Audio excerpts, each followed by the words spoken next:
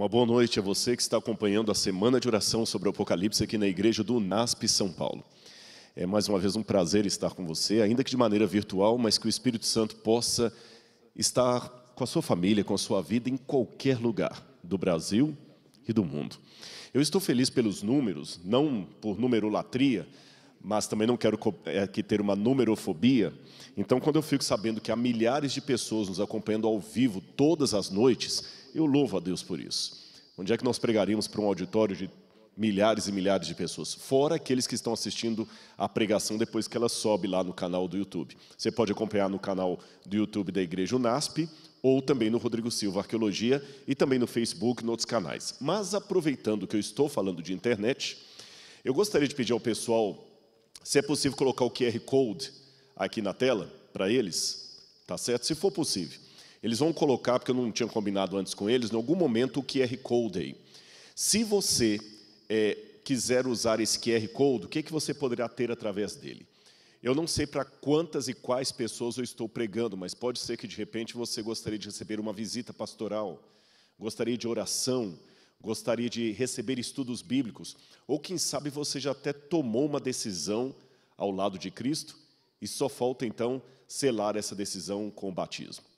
Então, você pode entrar no QR Code, daqui a pouquinho eles vão providenciar aí, e você vai poder acessar esses dados. Falando em batismo, eu também gostaria de explicar alguma coisa para alguém que talvez possa não entender. Nós acreditamos, pela prática bíblica, que o batismo é por imersão nas águas, e é um batismo que a pessoa já tem a consciência do que está fazendo. Então, por isso que nós entendemos que crianças que estão na fase dos seus 8, 9 anos em diante, uma vez que são preparadas, que os pais estão ali apoiando, elas podem sim ser batizadas na igreja. Você sabe que em Israel, na época de Cristo, aos 13 anos ou 12 anos completos, ou 13 anos, segundo o Talmud, a criança já participava, o juvenil no caso, do Bar Mitzvah, que é quando ele estava adulto para a religiosidade judaica. Então, você vê que mesmo na Bíblia nós temos um pressuposto. Você pode dizer, Rodrigo, a Bíblia fala 12 anos ou 13 anos, segundo o Talmud. Você está falando de crianças de 9 anos. Mas você sabe que isso varia de cultura para cultura, de época para época. Uma criança de 9 anos hoje tem muito mais conhecimento do que uma criança de 9 anos de 50 anos atrás. Você pode ver que elas não é uma coisa necessariamente tão de se comemorar, porque, infelizmente, as nossas crianças estão perdendo um pouco da infância delas, porque estão amadurecendo muito mais rápido, mas, de qualquer maneira, nós fazemos do limão uma limonada. Se uma criança com 9 anos fala, eu quero me batizar, eu acho que os pais deveriam incentivar. Aliás, deixe-me contar uma coisa para vocês. Quando eu me batizei na Igreja Adventista do Sétimo Dia, eu tinha 13 anos, mas havia alguns irmãos da igreja que não estavam concordando com o fato do pastor me batizar, porque achavam que eu era muito novo e que eu sairia da igreja logo depois daquilo. Mas aquele pastor arriscou, falou, não, se ele pede o batismo, e se for para errar, eu prefiro errar para o lado da misericórdia. Ele batizou, me batizou, e eu nunca mais saí. Então pense nisso. E o próprio Jesus falou, vinde a mim as criancinhas, porque das tais é o reino dos céus. Hoje nós gostaríamos de falar com vocês um pouco, já está o QR Code aparecendo ali na tela, você já pode ver, então você pode entrar no QR Code ou acessar o site bit.ly/primavera batismo, isto para aqueles que já estão preparados para o batismo, mas minha questão não é ser batizado agora, eu quero estudar a Bíblia, eu quero conhecer, eu quero ser batizado, eu quero ser visitado por um pastor, eu quero conhecer a palavra de Deus, eu quero oração. Entre naquele mesmo QR Code ali. Você tem acesso a vários oferecimentos espirituais da igreja para você e sua família. E, repito, se você já tomou a decisão pelo batismo, também você deve entrar ali e receber todas as instruções. Tá bom? Vamos ao nosso primeiro slide de hoje. Eu vou colocar ali. Só um minutinho, não sei se eu que apaguei aqui. Uma porta aberta no céu. Abram comigo a Bíblia, por favor, no livro de Apocalipse, capítulo 4, Apocalipse, capítulo 4. E se você se lembrar bem do estudo de ontem, nós terminamos falando que João, assim que ele terminou de redigir as 7 cartas, ele terminou numa situação assim de preocupação com o estado da igreja, porque a história da igreja cristã não era a história mais bonitinha a ser contada. Embora durante a história do cristianismo você tenha relatos de mártires, de pessoas fiéis a Deus, que morreram, deram a vida pelo Evangelho, que pregaram a palavra de Deus, mesmo sob o risco de vida, você também tem, infelizmente, situações de apostasia, de negação da fé, de infidelidade à aliança. E João estava preocupado. Aí no capítulo 4, que eu espero que você acompanhe na Bíblia e na sua casa, e os que estão comigo aqui também acompanhem, é dito assim: depois dessas coisas olhei, e eis que havia uma porta aberta no céu. E a primeira voz que ouvi era como de trombeta ao falar comigo, dizendo: suba para aqui, e eu lhe mostrarei o que deve acontecer depois destas coisas. Imediatamente eu me achei em espírito, e eis que havia um trono armado no céu. O que João quis dizer com isso? Alguns comentaristas pensam que o fato de João dizer, e eis que me achei em espírito, dá a entender que ele teve essa visão num dia diferente da visão das 7 cartas. Porque lá ele fala, arrebatado fui em espírito no dia do Senhor, e ouvi uma voz por detrás de mim que dizia, o que vês, escreve, manda às igrejas que estão na Ásia. Agora o que acontece? João vê uma porta aberta no céu, e a mesma voz que falara outrora, no outro momento, dizia para ele, suba para cá e eu vou te mostrar o que vai acontecer depois dessas coisas. E João é arrebatado em espírito, ele passa a estar num estado de espírito. Fica sem sentido se ele já estivesse em espírito voltar a estar. Então alguns pensam que essa visão foi dada numa outra época. Mas esse é apenas um detalhe histórico ou teológico. Vamos ver agora qual foi a cena que João contemplou diante dos seus olhos assim que ele foi ao céu. A Bíblia diz que ele viu um trono armado no céu.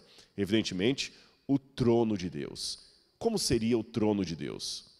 Vamos ler na Bíblia comigo? Acompanhe a leitura aqui. Apocalipse, capítulo 4. Eu continuarei lendo aqui a partir do verso 3 em diante. Vou ler o verso 2 novamente. Imediatamente eu me achei no espírito, e eis que havia um trono armado no céu, e alguém estava sentado no trono. E esse que estava sentado no trono era semelhante no aspecto à pedra de jaspe e ao sardônio, e ao redor do trono havia um arco-íris, semelhante ao aspecto de esmeralda. Ao redor do trono havia também 24 tronos, e nele estavam sentados 24 anciãos, vestidos de branco, com coroas de ouro na cabeça. Do trono saíam relâmpagos, vozes, trovões, e diante do trono estavam acesas 7 tochas de fogo, que são 7 Espíritos de Deus. Diante do trono havia também algo como um mar de vidro, semelhante ao cristal. No meio do trono, à volta do trono, havia também 4 seres viventes, cheios de olhos por diante e por detrás. O primeiro ser vivente era semelhante a um leão, o segundo semelhante a um novilho, o terceiro semelhante ao rosto de um homem, e o quarto ser vivente era semelhante à águia quando está voando. E os 4 seres viventes, cada um deles, respectivamente tendo 6 asas, estavam cheios de olhos ao redor e por dentro, e não tinham descanso algum, nem de dia nem de noite, clamando, Santo, Santo, Santo, é o Senhor Deus, o Todo-Poderoso, aquele que era, que é e que há de vir. Sempre que esses seres viventes davam glórias, honra e ações de graças ao que está sentado no trono, ao que vive para todo sempre, os 24 anciãos se prostravam diante daquele que está sentado no trono e adoravam o que vive para todo sempre, depositavam suas coroas diante do trono, proclamando, digno és, Senhor e Deus nosso, de receber a glória, a honra e o poder, porque criaste todas as coisas, e por tua vontade elas vieram a existir e foram criadas. Esse é o texto. Agora, uma coisa importante para a gente analisar, na verdade até eu fechei minha Bíblia, mas eu gostaria que você ficasse com a sua aberta, é qual é o sentido prático disso para nós hoje. Uma vez um amigo me falou, olha, é importante o conteúdo, mas se você não trouxer aquilo para a realidade das pessoas, o coração não fala ao coração. E eu concordo com essa observação. Então vamos pegar essa visão do trono e vamos transformar em 2 situações práticas para você que está hoje. Se eu estivesse lendo a Bíblia numa época de problemas, esse talvez não seria o melhor texto para eu ler. Os seres ali clamando, glória a Deus, digno és, e comemorando. Eu não gostaria de ouvir de comemoração, eu estou triste. Aliás, era essa situação psicológica que João estava. Raciocine comigo. João estava preso na ilha de Patmos contra a sua vontade, cercado de água por todos os lados, vendo no alto do monte o templo da deusa Ártemis, sentindo preocupação sobre-humana com a igreja que ele deixara em Éfeso e na Ásia Menor, sabendo que a igreja estava sendo atacada por muitos dissidentes, por gnósticos, por grupos separatistas, sabendo que a sua vida estava com o risco de acabar a qualquer momento, porque Domiciano poderia mandar matá-lo na ilha de Patmos, sabendo que Jesus parecia nunca mais voltar, tão demorada a promessa da volta dele. João certamente em Patmos não estava nos seus melhores dias. E para piorar esse quadro de João, ele termina a primeira parte da visão ainda mais preocupado com a igreja, como eu disse ontem. As 7 cartas não revelavam a melhor história. Começa até bem, com a cidade de Éfeso sendo elogiada, mas ali já há uma advertência de Cristo. Eu tenho, porém, contra você que você deixou o seu primeiro amor. Depois ele vai passando por todas as cartas até Laodiceia, e o quadro só vai piorando, piorando, piorando, até que chega em Laodiceia e fala, você é miserável, pobre, cega e nua. João não estava, definitivamente, no seu melhor dia. E agora, quando ele vê o céu, vê todo mundo feliz, dando louvores a Deus, parece uma cena sádica de alguém rasgando dinheiro na frente de um pobre. João deveria ter questionado. Poxa vida, nós estamos sofrendo aqui e vocês comemorando. Não há o que comemorar, eu estou preocupado. É assim que você muitas vezes se sente diante de uma cena como esta? Você está angustiado, triste, e de repente alguém fala assim, dê louvores a Deus. Louvor a Deus? Uma vez uma jovem viúva, que era muito amiga minha desde a infância, o marido dela faleceu num acidente, e eu estava na igreja, na época era aquela comemoração de fim de ano, então tinha uma santa ceia ao pôr do sol. Muitas igrejas ainda têm essa boa prática. E as pessoas levam uma oferta e durante determinado momento começam a agradecer pelas bênçãos durante o ano. Ela estava tocando o piano, depois ela começou a chorar no canto e falou comigo assim, eu não tenho o que agradecer esse ano. Meu marido morreu num acidente. O que eu vou agradecer? Eu não estou nem com vontade de tomar a Santa Ceia. Num primeiro momento, eu concordei com ela. E digo que ainda respeito a dor dela. Mas depois de alguma reflexão, eu comecei a pensar, será que nós devemos dar louvores a Deus somente nos momentos bons da vida? Ou será que mesmo a situação ruim pode me mostrar o motivo pelo qual eu seja grato? Por exemplo, a pilha de roupas na minha máquina de lavar pode ser um problema, mas um problema que mostra que eu tenho roupas. Aquele som de uma música horrível pode ser um problema, mas um problema que me revela que eu tenho audição. Perceberam? Aquela comida com um gosto meio ruim pode ser um problema, mas um problema que me mostra que eu tenho paladar. E há muitas coisas que nós temos na vida diariamente. E você que está em casa, preste atenção nisso que eu vou falar. Eu não quero que desdenhar a sua dor. De maneira nenhuma. Não interprete assim. Mas saiba que há muitas coisas que você tem diariamente na sua vida que são o ardente desejo e oração de milhões de pessoas ao redor do mundo. Você está assistindo essa mensagem enquanto janta aí na sala e colocou o celular e está me escutando e jantando? Sabe quantas pessoas hoje não têm o que comer? Aqui em São Paulo, de onde eu estou pregando, está um pouco frio desde anteontem. A temperatura caiu, ontem fez 18 graus. Mas você tem um cobertor para dormir. Você tem um colchão esperando você logo depois que você terminar de assistir essa mensagem. Milhões de pessoas não têm um colchão. Você já parou para pensar que o que você tem normalmente na sua vida é o desejo ardente de milhões de pessoas ao redor do mundo? Talvez, se você olhasse isto, você reclamaria um pouco menos da vida. É isto que João entendeu. Ele estava em Pátimos, triste, mas ainda estava vivo. Ele estava clamando a Deus por uma libertação. Isso significa que ele tinha um Deus para clamar. Ele estava ali por causa do testemunho de Jesus, então ele tinha um motivo de participar do agradecimento celestial. Esta é uma questão que nós devemos colocar. Eu vou contar uma ilustração bem chocante para você. É uma história real. E eu gostaria de saber como é que você reagiria a essa história que eu vou contar. Uma vez um pai da igreja, ancião, fiel, ele e sua esposa, tinham um único filho, que era líder de desbravadores, e para quem não sabe, desbravadores é como se fossem um clube de escoteiros adventistas. Não é bem um escotismo, mas é muito similar. E há milhares de desbravadores ao redor do mundo. Eu fui desbravador, é um trabalho fantástico. Se você tem um filho juvenil, pré-adolescente, procure um clube de desbravadores. Pode entrar mesmo não sendo adventista? Claro, todos são bem-vindos. Ensinam valores, primeiros socorros, acampamento, é coisa muito boa. E aquele filho desse irmão, que eu vou contar a história, era um líder de desbravador. Filho único, firme na igreja. Estava namorando uma moça, pronto para casar, e de repente ele perdeu a vida por causa de um celular num assalto. Aquele irmão ficou arrasado.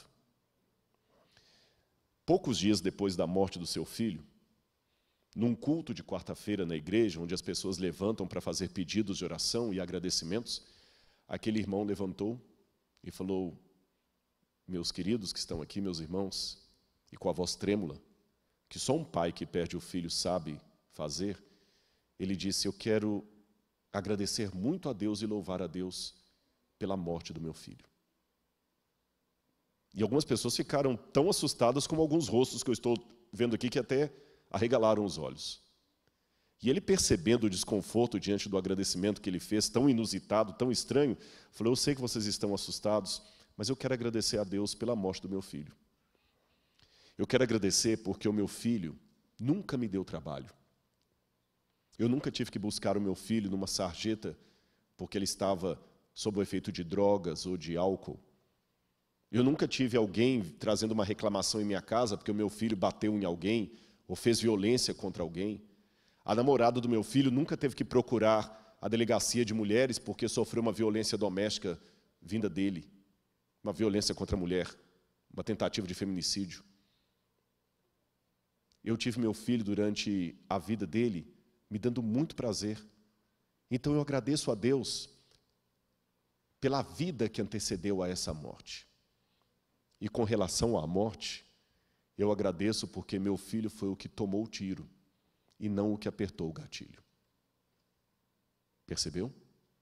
Não é questão de masoquismo, mas é questão de mostrar para o diabo que pela ação do Espírito Santo em nossa vida e pela graça de Deus, mesmo em meio à dor, nós podemos unir o nosso cântico e o nosso louvor ao céu e louvar a Deus dizendo: Santo, Santo, Santo é o Senhor Deus Todo-Poderoso, aquele que é, que era e que há de vir, porque Jesus está voltando.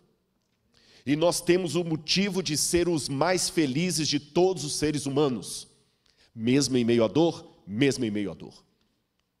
Está doendo? Cante, louve a Deus, não é masoquismo.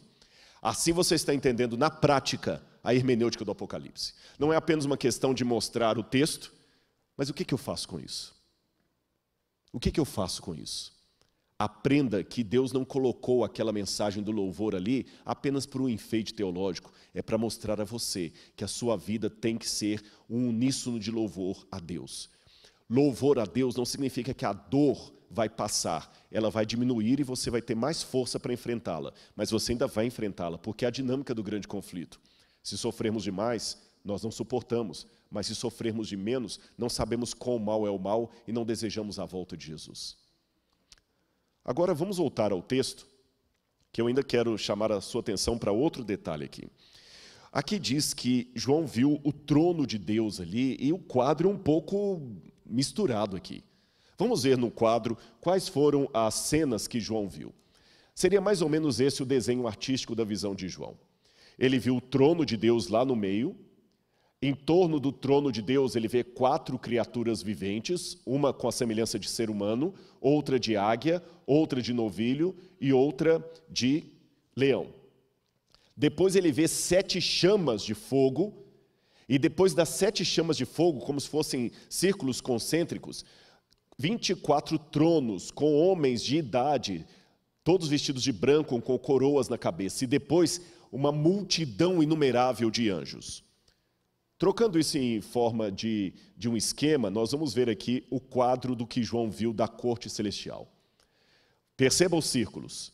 Os anjos, no círculo interno, os 24 anciãos vestidos de branco, que quase certamente, eu posso dizer, eram seres humanos que ressuscitaram e estavam com Cristo no céu, porque nós já temos a presença de seres humanos ressurretos no céu, numa ressurreição especial. Depois, à frente deles, você tem como se fosse um mar de vidro, o altar, os seres viventes diante do trono, e entre os seres viventes e os anciãos, você teria também as 7 chamas que representam o Espírito Santo. Agora você pode perguntar, tá bom, Rodrigo, mas o que significa tudo isso? O trono, os 4 seres viventes, depois você tem o Espírito Santo ali, que são as 7 chamas de fogo, representação do Espírito Santo. Depois os 24 tronos, você já falou que são os seres vivos no céu, humanos. Depois você tem os anjos. Mas por que essa disposição celestial? Vamos ver o porquê. Olha essa imagem que vai aparecer para você na sua tela agora. Aqui nós temos um quadro da disposição do povo de Israel quando eles estavam no deserto. Deus era muito organizado. E cada vez que o povo de Israel caminhava pelo deserto, eles deveriam caminhar de maneira organizada. As tribos eram separadas dessa forma. Você havia 3 tribos de um lado, 3 do outro, 3 do outro e 3 do outro. No centro, naquela fumaça, você tinha o santuário, o tabernáculo, que nós já fizemos menção aqui. Em frente ao tabernáculo, aquele ponto um pouquinho menor, seriam Moisés, Arão e seus filhos. Depois, os 3 pontos próximos seriam as tribos dos levitas, que cuidavam do santuário. Depois você tinha, na primeira coluna, 3 tribos lideradas pela tribo de Efraim, que ficava à frente. Depois mais 3 tribos aqui, lideradas pela tribo de Dan. Depois mais 3 tribos, lideradas pela tribo de Judá. E mais 3 tribos, lideradas pela tribo de Ruben. Agora você pode perguntar, espera um pouquinho, Rodrigo, antes de você continuar. Se eu contar ali, tem 13 tribos de Israel. 3, 3, 3, dá 12, com mais a dos levitas, 13. São 12 ou 13 tribos de Israel. Como é que a gente explica isso? Isso aqui é simples de explicar. Jacó teve, na verdade, 12 filhos, não 13 filhos. Mas um dos filhos de Jacó chamava-se José. E quando Jacó foi para o Egito, Jacó adotou os filhos de José, Manassés e Efraim, para si. Ele adotou os filhos de José. E eu vou explicar por que Jacó fez isso. Então Jacó agora tinha 12 filhos, mais 2 adotivos, que são os filhos de José. Então ele fica com quantos? 14 filhos de Jacó. 12 de sangue e 2 que eram netos que ele adota. Rodrigo, é verdade, ele adotou os 2 filhos de José. E por que ele adotou os filhos de José? É simples. José era o filho amado de Jacó. E Jacó queria fazer de José o seu primogênito. E o primogênito sempre ganhava o dobro da herança em relação aos seus irmãos. Então, uma forma legal que Jacó encontrou de dar o dobro da herança para José foi adotando os seus 2 filhos, Efraim e Manassés, porque assim, enquanto cada filho ganharia uma porção, José, através dos seus 2 filhos, ganharia o dobro. Só que na divisão das terras em Israel, a tribo dos levitas não ganhou porção de terra, porque eles viviam em torno do santuário, tendo que trabalhar para o santuário, o seu sustento seria o dízimo tirado das outras tribos. Então a tribo de Levi não tinha herança, apenas em cada tribo eles tinham uma cidade para eles, só isso. E como José estava representado pelos seus 2 filhos, Efraim e Manassés, você volta a ter então 12 tribos, mas mais a tribo de Levi. Ficou claro? Agora que isso está esclarecido para você, eu gostaria de mostrar mais um detalhe. Abra a Bíblia comigo em Números, capítulo 1, versículo 52. Números, capítulo 1, versículo 52. Se depois em sua casa você ler o livro de Números, no capítulo 2, você vai ver que lá descreve justamente aquela disposição do povo de Israel no deserto que eu mencionei para vocês. Agora eu gostaria de ler o capítulo 1, versículo 52 de Números. Assim diz na minha Bíblia.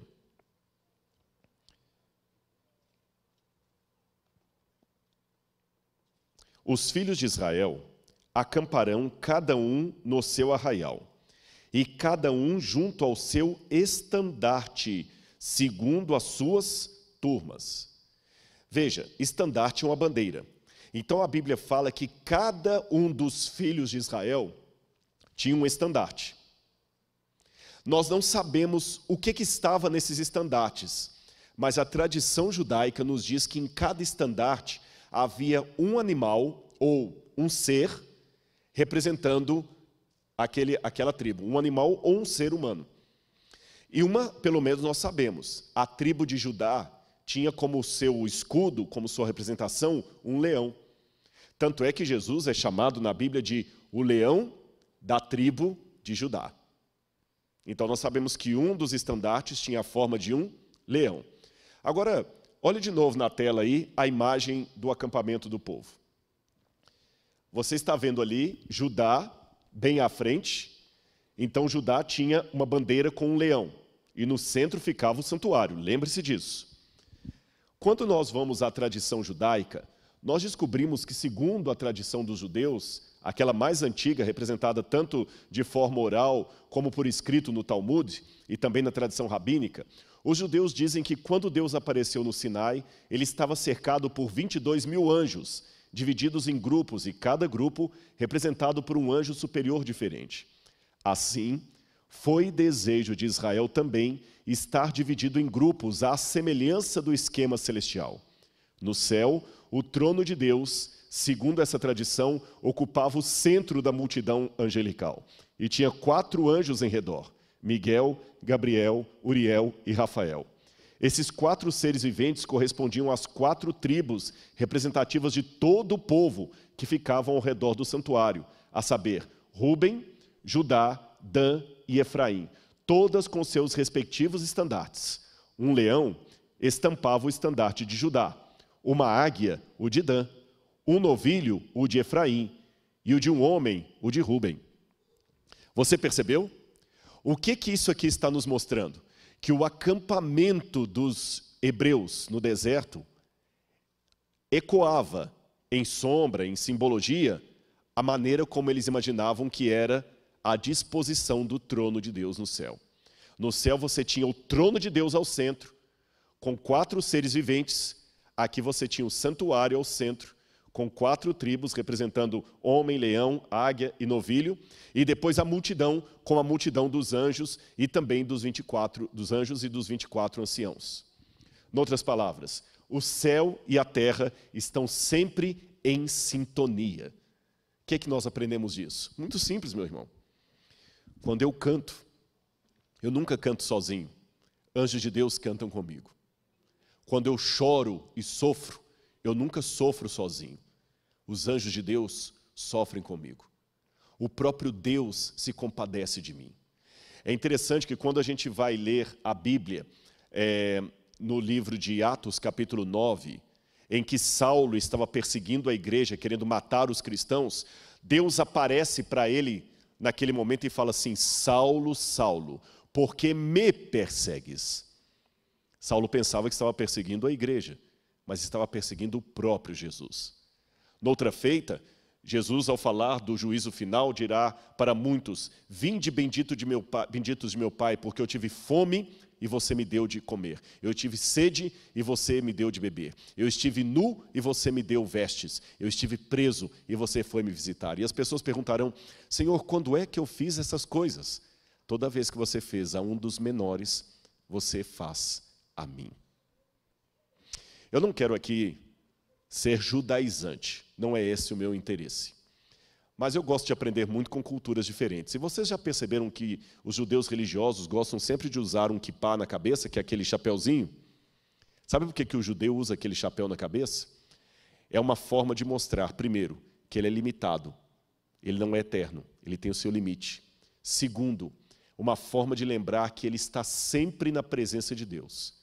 Quer esteja numa sinagoga, quer esteja numa feira.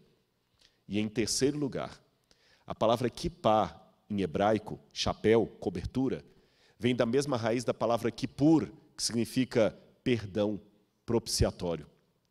Eu estou constantemente sob o perdão de Deus. Mesmo que eu não use um kippá na cabeça, porque eu não sou judeu, a não ser quando eu vou a Israel, às vezes a gente usa na sinagoga, mas eu gosto sempre de lembrar que eu estou na presença de Deus. Você não está na presença de Deus somente quando você está na igreja. Quando você está no ônibus, você está na presença de Deus. Quando você está na feira, você está na presença de Deus. E tudo que você faz, Deus está vendo e acompanhando. Será que a sua vida é uma forma de glorificar a Deus? Agora, olha que linda essa parte do santuário na época do Antigo Testamento.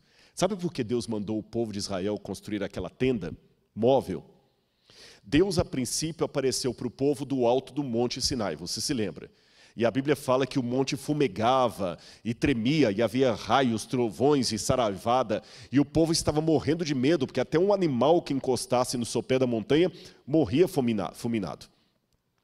Então Deus olhou lá de cima, viu o povo apavorado no meio de um monte de barracas, parecendo até um acampal de desbravador, e Deus falou assim: Moisés, o povo está com medo de mim. Faz o seguinte, faz um santuário lá no meio, uma tenda, porque eu vou morar no meio do povo. Senhor, mas o povo vai ficar apavorado. Não, Moisés, eu vou diminuir a minha glória e vou morar no meio dele. E me farão um santuário para que eu possa morar no meio dele. Sabe o que isso significa? A primeira coisa que eu aprendi como um pregador. Deus, com sua glória, causou medo, temor no povo. Mas quando Deus ocultou a sua glória numa barraca, semelhante às outras barracas, semelhante que eu falo de design, era uma tenda. Tinha um lugar santo e santíssimo, é claro, tinha todo um ritual do santuário, mas em termos arquitetônicos, era uma tenda. O povo dormia em tendas, Deus também ia dormir em tendas. Aí o povo começou a aproximar mais de Deus e a falar com Ele. Eu já percebi que muitas vezes o grande desafio para a gente, quer você seja um pregador, alguém conhecido, um líder religioso, é ter a coragem que o próprio Criador teve de descer do Sinai, apagar a sua glória e viver no meio do povo. Porque foi isso que Deus fez. E no Evangelho, na época do Novo Testamento, isso se tornou mais claro ainda, porque o Evangelho de João diz: e o Verbo, que é Cristo, se fez carne e habitou no meio de nós. E a expressão que aparece ali no grego para habitou, skeno, significa ele armou a sua tenda no meio de nós. Cristo, quando se tornou um de nós, repetiu de uma maneira muito mais ampla o que o Pai havia feito no Antigo Testamento, quando mandou Moisés armar uma tenda para que a divindade pudesse habitar no meio do povo. Agora, novamente, a divindade habita no meio do povo, numa nova tenda, num novo santuário, que era o próprio corpo de Cristo. Por isso que no Evangelho de João, quando Jesus falou: destruam esse santuário, em 3 dias o reedificarei, pensavam que ele estava falando do templo, quando ele estava falando do seu próprio corpo. Deus habitando no meio de nós. Agora vamos continuar a ver isso aqui. Outra coisa que me chama a atenção naquela imagem ali é a presença dos querubins. A Bíblia diversas vezes fala dos querubins. Eles estavam estacionados ao leste do Jardim do Éden para guardar o caminho da árvore da vida. Eles parecem carregar o firmamento com o trono de Deus. Você vê isso em Ezequiel 11, 22 e 10, 1 e 2. Em Ezequiel 11, 22 ainda, o rei de Tiro é de maneira zombeteiramente comparado a um desses querubins, provavelmente Lúcifer, que era designado como tendo residência no Éden, na montanha de Deus. E aqui chama a minha atenção que esse querubim, ele é chamado de querubim da guarda, mas o hebraico pode ser querubim cobridor. O que significa isso? Olha que lindo porque tinham aqueles querubins em torno do trono de Deus. E talvez o próprio Lúcifer teria essa função no céu antes da sua rebelião, antes da sua queda. Ele era um querubim cobridor. E o que significa isso? A glória de Deus era tão grandiosa, tão majestosa, que até os anjos no céu precisam ter essa glória filtrada para não serem cegados por ela. Quando Deus se manifesta no seu trono no meio, os anjos abrem as asas para receber o fulgor da glória de Deus, e com outras asas eles cobrem o próprio rosto e os pés em reverência. Agora, raciocine comigo. Se até os anjos, que não têm pecado, que estão na glória, têm toda essa reverência perante Deus, por que eu vou tratar Deus como uma coisa qualquer? Reverência pelo nome do Senhor. É isso que nós precisamos ter. Vamos continuar aqui o nosso passeio pelo Antigo Testamento. Você está vendo como é que tudo encaixa com a disposição do céu e na terra. Agora vamos falar dos serafins. Os serafins são outra classe de anjos que parece ter a mesma função dos querubins. Olha o que diz Isaías 6, 1 a 3. No ano em que faleceu o rei Uzias, eu vi o Eterno sentado sobre um trono alto e exaltado. A aba do seu manto preenchia todo o templo. Em torno dele posicionavam-se serafins. Cada um deles tinha 6 asas. Com 2 cobriam o rosto, com 2 cobriam os pés, com 2 voavam. E ao mesmo tempo clamavam uns aos outros: Santo, Santo, Santo, é Yahweh dos exércitos. Eis que toda a terra está plena da glória do Senhor. Agora, como a terra pode estar plena da glória de Deus? Simples. Quando a igreja, o povo de Deus, se posiciona para imitar o céu. Eu quero mostrar uma cena para vocês do santuário aqui da terra, para você ter uma noção do que João viu no céu de maneira superior, baseado, é claro, na cena do santuário e do povo de Israel disposto em redor do santuário. Coloque esse vídeo, por gentileza, para todo mundo que está em casa poder assistir. Assim seria o santuário que havia no deserto na época de Moisés. Tem que apertar o play.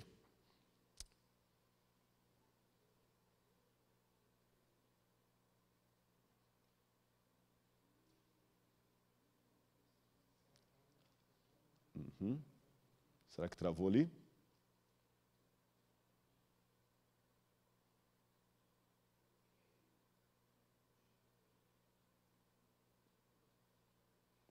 Enquanto ele vai acertando ali, esse vídeo que eu quero mostrar para vocês é um vídeo que mostra um 3D de como seria o tabernáculo aqui na terra. E a partir dele você vai ter uma noção. Mas vamos recapitular até agora o que nós vimos. Nós entendemos que o trono de Deus no centro, com os 4 seres viventes, e a partir dali os anciãos, refletiam o que está na terra. Você está vendo aí na sua casa. As tendas onde o povo morava, estão vendo? Essas eram as tendas. E Deus mandou também fazer uma tenda para ele morar, um tabernáculo. Aqui fora era o pátio, nós já mostramos na vigília, o sacerdote preparando lá o incenso, a carne dos animais, cortando para jogar no altar de holocausto, esse altar aí do meio. Além desse altar, você tinha a pia com a água onde o sacerdote se banhava. No céu você tem um mar de vidro. Você tem também a primeira parte do santuário, que é coberto com vários tipos de tecidos diferentes. Ele é dividido em 2 cômodos, o lugar santo e o lugar santíssimo. E é mais ou menos essa cena que João vê de maneira muito superior, aludindo ao céu. No lugar da pia, ele tem um mar de vidro. E quando a voz diz, entra para cá, ele vai até o lugar santo. Ao invés de ver o candelabro comum daqui da terra, ele viu 7 tochas de fogo. Ao invés dele ver os pães da presença, ele vê o próprio Jesus Cristo. E ele vê no céu também o altar de Deus de incenso, com a oração dos santos. E na terra existe uma cortina separada do lugar santo do Santíssimo. Mas no céu não há necessidade disso, porque tudo é sagrado. E ali você tem a Arca da Aliança, ao invés de ter querubins fundidos de ouro, você tem seres angelicais de verdade diante do Senhor. Percebeu o que João viu? Esta é a contemplação da visão celestial. Vamos ver uma próxima imagem aqui. Só voltar ali. Ele vai ajustar para mim. Além disso, João viu aqueles 24 seres viventes, aqueles 24 anciãos. Eu falei que eram seres humanos que ressuscitaram com Jesus e foram para a glória. Você se lembra disso? Por que 24? Por que esse número? Ora, se você olhar na Bíblia, em 1 Crônicas, capítulo 24, você vai ver que havia 24 turnos de sacerdotes que revezavam no serviço do templo. E Jesus também promete no Apocalipse que aquele que vencer será feito sacerdote com ele diante do Pai. Então aqueles ali são uma amostra da humanidade que Jesus já está salvando dia após dia por sua graça. Agora, além de todo esse cenário, o mar de vidro também chama a atenção. O mar de vidro, o céu era concebido pelos antigos como sendo uma grande cúpula que se estendia sobre a terra. E por debaixo dessa cúpula estava a terra, acima dela o céu. Na história da criação você tem as águas que estão debaixo do firmamento e as águas que estão acima do firmamento. O salmista chama as águas que estão acima do firmamento para que louvem a Deus. Salmo 148, verso 4. Sobre esse mar que está acima do firmamento, João vê o trono de Deus. Afinal, o salmista diz que Deus apoia as vigas de sua morada sobre o mar do firmamento. Agora, apesar de toda essa visão majestosa, João ainda estava um pouco aflito com relação à igreja. Lembra que eu falei que o ato de louvar a Deus, de participar da adoração, não significa que a dor vai desaparecer. Ela vai diminuir e Deus vai lhe dar forças para enfrentá-la. Mas não promete a você um mar de rosas.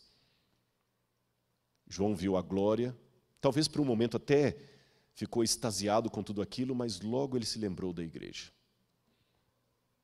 E quando essa visão acabar? Se eu pudesse ficar aqui no céu e nunca mais voltar, mas, Senhor, eu também não gostaria de ficar aqui no céu, tendo os meus irmãos lá na terra, em situação tão caótica, eu tenho que cuidar da igreja que o Senhor mandou eu cuidar. Lembra que Paulo uma vez disse que o grande desejo da alma dele era partir e estar com Cristo, mas que por amor da igreja, ele ainda ficava na carne? João deve ter tido o mesmo sentimento. Como eu gostaria de ficar aqui, mas eu sei que essa visão vai terminar. E a igreja? Será que ela vai poder subir aqui e receber a recompensa? Aí, quando nós vamos à Bíblia, nós vemos uma cena que novamente me chama bastante atenção. Abram comigo a Bíblia, dessa vez em Apocalipse, capítulo 5. Apocalipse, capítulo 5. Vi na mão direita daquele que estava sentado no trono um livro em forma de rolo, escrito por dentro e por fora, e selado com 7 selos. Vi um anjo forte que proclamava com grande voz: quem é digno de quebrar os selos e abrir o livro? Ora, ninguém no céu, nem sobre a terra, nem debaixo da terra, ninguém podia abrir o livro, nem mesmo olhar para ele. E eu chorava muito, porque ninguém foi achado digno de abrir o livro, nem mesmo olhar para ele. Por que esse livro causou tanta consternação em João? As pessoas do Antigo Oriente Médio, aliás, até hoje no Oriente Médio, elas demonstram as suas emoções de maneira muito passional. Quando eles estão alegres, todo mundo sabe, ele pula, ele grita, ele começa a dançar. Este é o quadro de um judeu muito feliz. Mas quando ele está triste, ele de fato fica triste. Ele pega terra, ele joga na cabeça, ele rasga a própria roupa. Tanto é que os judeus, quando estão em situação de luto, é comum, até hoje, eles pegarem uma camisa e rasgarem, e ficar com aquela camisa rasgada durante todos os dias do luto. O pastor Gilson já esteve em Israel, ele sabe, no trânsito, como é que eles buzinam, como é que eles demonstram as emoções. E até quando estão falando em árabe ou hebraico, eles falam sempre gesticulando com as mãos. Sendo João alguém do Oriente Médio, quando ele diz que chorava, e chorava muito, pastor Gilson, eu imagino João como aquelas pessoas que você viu tantas vezes lá em Jerusalém. João não ficou chorando só assim, ele chorava de gritar. Eu imagino até, e não estou cometendo nenhum sacrilégio em imaginar isso, que João até gritava junto com os outros, escuta, por favor, gente, alguém abra o livro. Mas eu pergunto a você, João já tinha visto o trono de Deus, mas o livro ninguém podia olhar? O que havia de tão sério nesse livro que ninguém podia nem olhar para ele? E mais, o que havia de tão sério nesse livro que provocou lágrimas compulsivas de João? Será que esse livro tem alguma relação com o destino da igreja? Portanto, se você quer saber a continuação disso, se você quer saber qual é o futuro da igreja segundo o Apocalipse, e se você é um daqueles que já não acreditam mais na instituição chamada igreja, o sermão de amanhã é um sermão que você não pode perder. Qual é o mistério do livro selado com 7 selos? Por que esse livro causou tanto choro em João? Por que ninguém podia abri-lo, nem olhar para ele? Mas para não terminar o sermão de hoje de outra forma senão espiritual, eu quero falar com você de uma palavra muito interessante que eu aprendi em Israel. O hebraico hoje incorporou essa palavra, mas originalmente ela era do Yiddish. Yiddish é um dialeto que os judeus falavam na Europa, especialmente na época da Segunda Guerra Mundial. A palavra é chutzpah. Chutzpah. Essa é uma palavra muito marcante e dificilmente temos uma tradução para chutzpah em português. Como algumas palavras de outros idiomas não têm tradução, é melhor tentar explicá-la a partir do sentimento daquele grupo. Lembra que eu falei com vocês que o judeu ele sente tudo com muita força? Quando ele está alegre mesmo, ele canta, ele assobia, ele pula. E quando ele está triste mesmo, quando ele briga mesmo. Pois bem, esse povo é um povo muito audacioso. Eles vão adiante, eles vão à luta. E quando eles querem uma coisa, querem mesmo. Então acabaram chamando esse sentimento de querer algo acima de tudo de chutzpah. Em outras palavras, quem quer dá um jeito, quem não quer dá uma desculpa. Os próprios judeus, reconhecendo a dificuldade de traduzir chutzpah para outros idiomas, essa palavra não está na Bíblia, ela aparece na Mishnah dos judeus.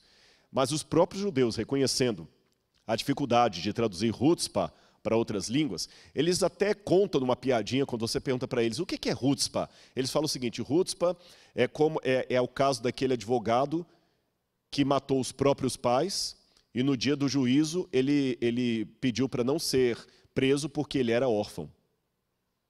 Chutzpah, audacioso. A palavra, então, da piadinha judaica para a realidade, ela pode ter 2 sentidos, um positivo, um negativo.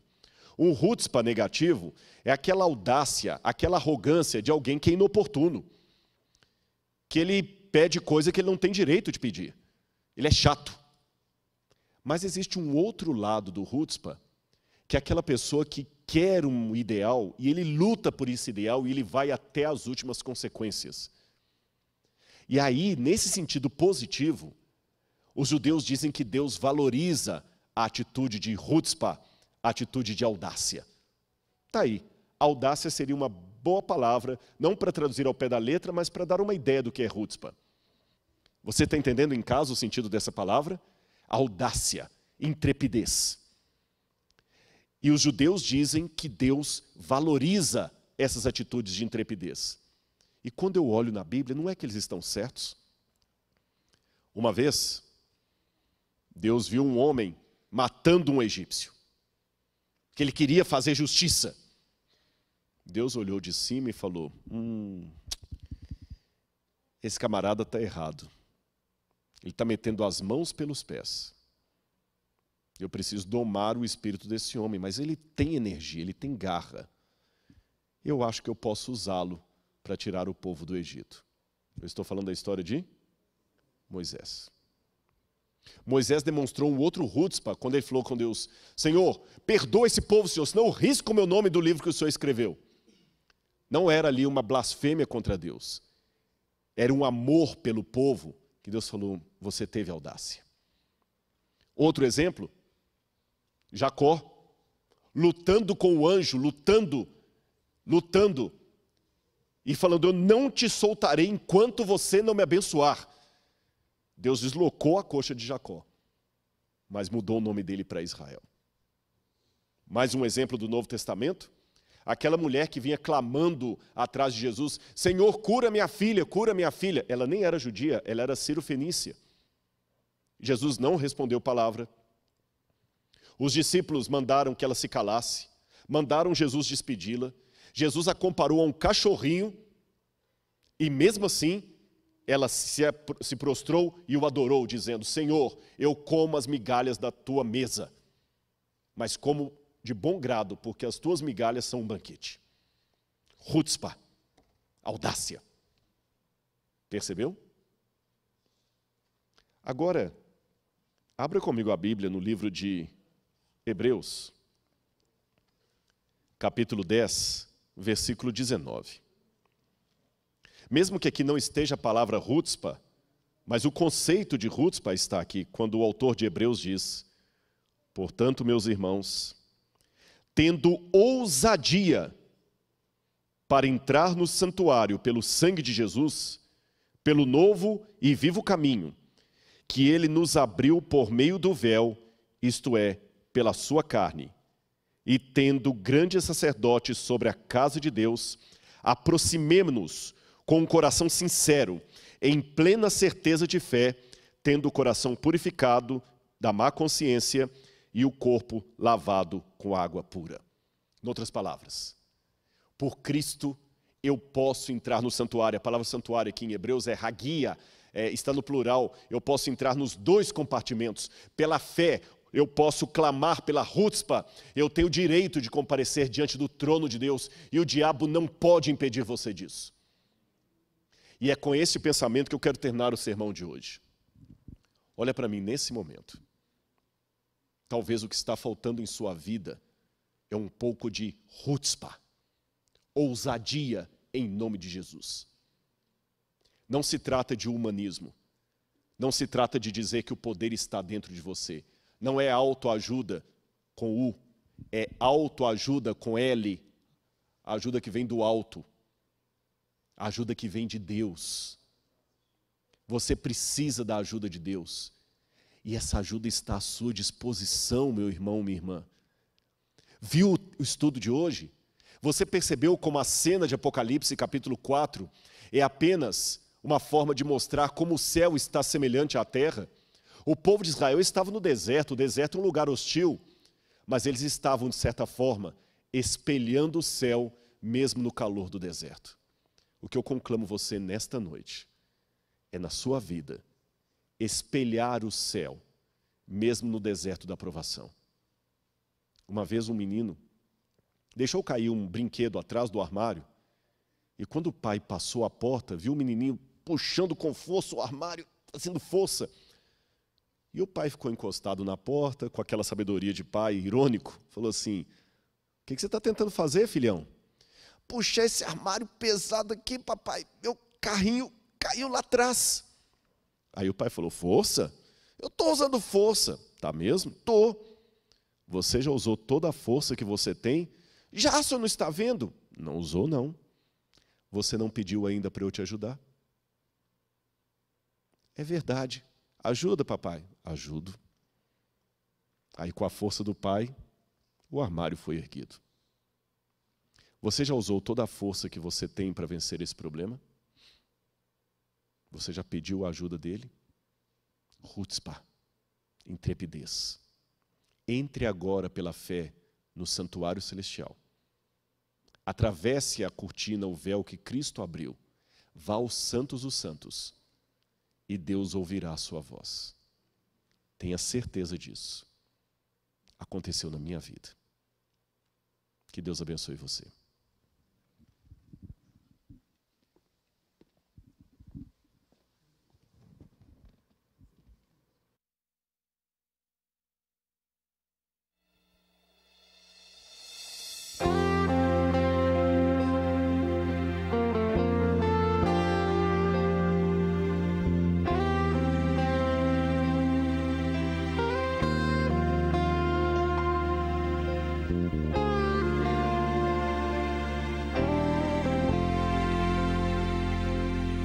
Eu vi um novo céu e uma nova terra, porém não vi o mar, nem este nosso céu, mas eu vi uma cidade que descia lá do alto, e ouvi uma grande voz que enchia toda a terra.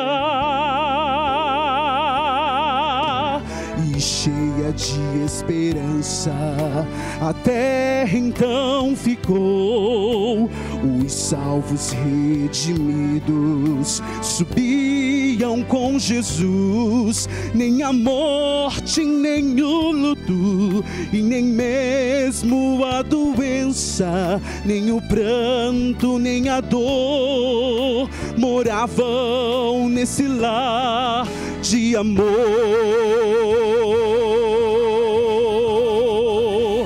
Eis que Jesus surge no céu, vem com seus anjos, vem nos buscar.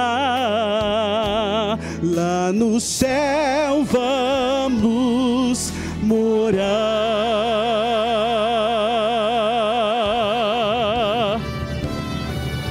De Deus provinha a voz que enchia toda a terra, deixando os corações repletos de tremor. Eu não posso descrever o meu simples falar o que Cristo me mostrou, mas quero apenas ir e anunciar.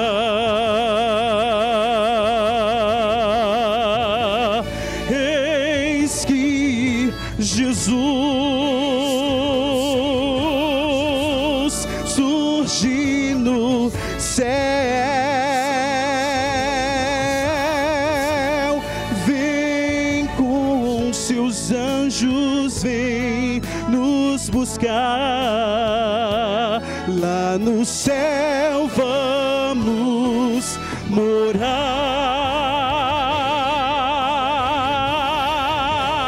Eis que Jesus surge no céu, vem com seus anjos, vem nos buscar. Lá no céu vamos morar. Lá no céu vamos morar. Lá no céu vamos morar.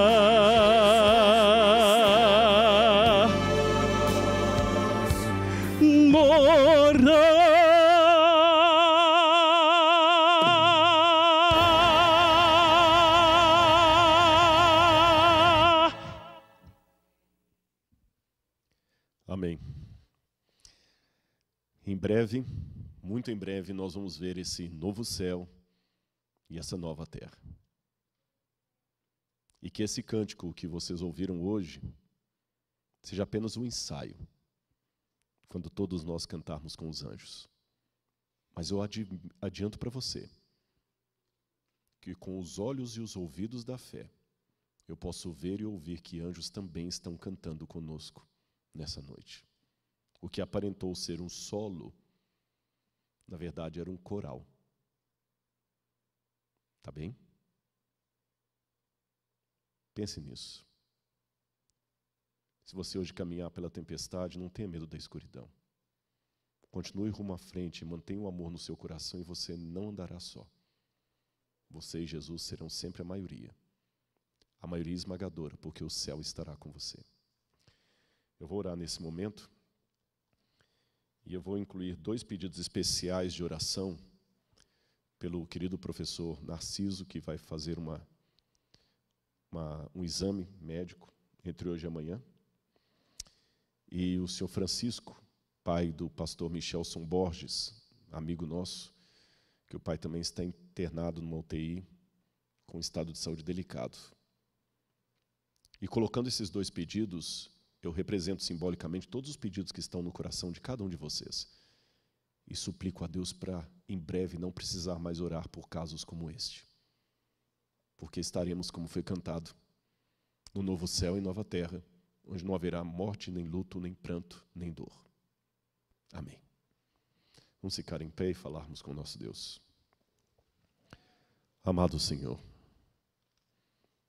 eu te louvo em nome de Jesus, porque o Senhor me deu o privilégio e a oportunidade de mais uma vez abrir a Tua palavra para milhares de pessoas e poder falar com elas das coisas que o Senhor tem me ensinado. Digo, Senhor, sem nenhuma arrogância, mas colocando-me como o Teu servo diante do Teu altar. Enquanto eu tiver vida, Senhor, usa-me para a honra e glória de Ti. Dá-me a unção do Teu Santo Espírito. Não apenas a mim, mas a todos quantos amam a Tua palavra. Nesse momento eu estou orando por pessoas que estão desanimadas, talvez. De repente eu estou orando por alguém que está ouvindo essa mensagem do leito de um hospital. Alguém que está desempregado, alguém que está angustiado, alguém que está querendo sair da igreja. Ai, Senhor, são tantos problemas. Eu coloco o pastor Narciso e o senhor Francisco, o pai do pastor Michelson, no Teu altar nesse momento. E ao mesmo tempo que eu peço que o Senhor esteja com eles, Senhor, com os médicos que vão examiná-los, eu não posso deixar, Senhor, de suplicar que traz logo o conforto definitivo às nossas preces. Que chegue logo o dia em que não precisaremos mais orar por ninguém que vai se submeter a uma cirurgia, a uma intervenção médica. Traga o dia, Senhor, em que poderemos ouvir os anjos não apenas pela fé, mas pelos nossos ouvidos glorificados. Mas enquanto esse dia não chega, enquanto estamos aqui nas tendas do deserto, que possamos olhar para o santuário no nosso meio e saber que tudo isto representa a disposição do próprio trono de Deus. Afinal, tudo isso é um símbolo daquela realidade prometida por Cristo, que depois do milênio, a nova Jerusalém vai descer aqui nesse mundo, e nela não haverá santuário, porque o próprio Cordeiro habitará no nosso meio. Traga logo esse dia, Senhor, e dá-nos a Tua paz.